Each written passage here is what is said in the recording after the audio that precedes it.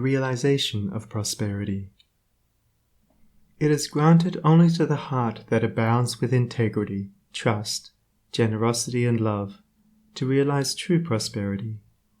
The heart that is not possessed of these qualities cannot know prosperity, for prosperity, like happiness, is not an outward possession, but an inward realization.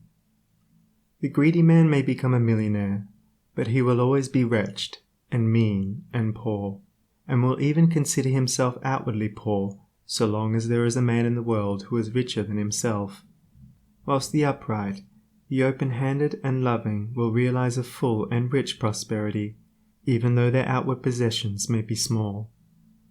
He is poor who is dissatisfied, he is rich who is contented with what he has, and he is richer who is generous with what he has.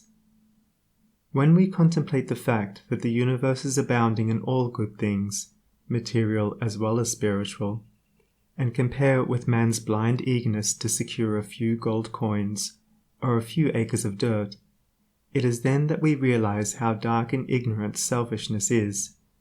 It is then that we know that self-seeking is self-destruction. Nature gives all, without reservation, and loses nothing. Man, grasping all, loses everything.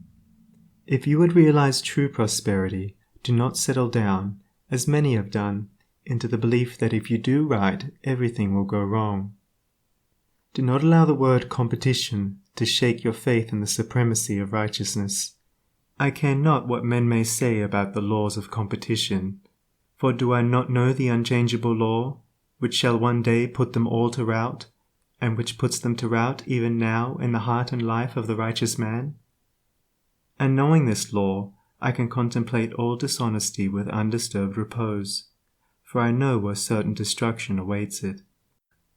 Under all circumstances, do that which you believe to be right, and trust the law. Trust the divine power that is immanent in the universe, and it will never desert you, and you will always be protected. By such a trust all your losses will be converted into gains, and all curses which threaten will be transmuted into blessings.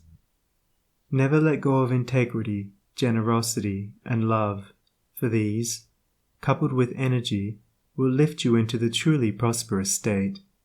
Do not believe the world when it tells you that you must attend to number one first, and to others afterwards. To do this is to not think of others at all, but only of one's own comforts.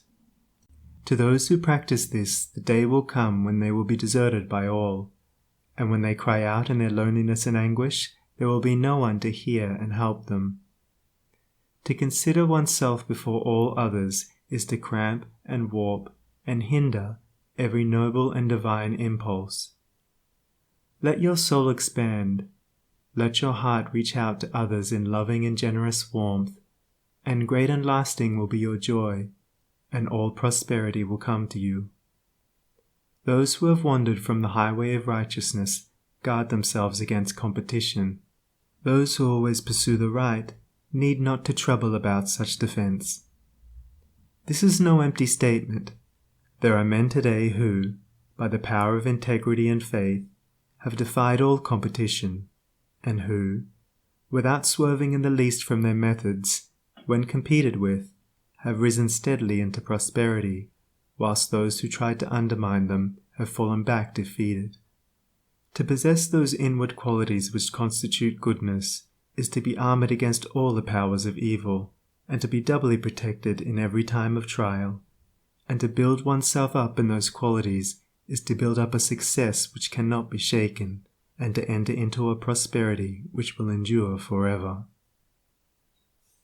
The white robe of the heart invisible is stained with sin and sorrow, grief and pain, and all repentant pools and springs of prayer shall not avail to wash it white again. While in the path of ignorance I walk, the stains of error will not cease to cling. Defilements mark the crooked path of self, where anguish lurks and disappointments sting. Knowledge and wisdom only can avail to purify and make my garments clean, for therein lie love's waters, therein rests peace undisturbed, eternal and serene. Sin and repentance is the path of pain, knowledge and wisdom is the path of peace. By the near way of practice I will find where bliss begins and how pains and sorrows cease. Self shall depart, and truth shall take its place. The changeless one, the indivisible, shall take up his abode in me, and cleanse the white robe of the heart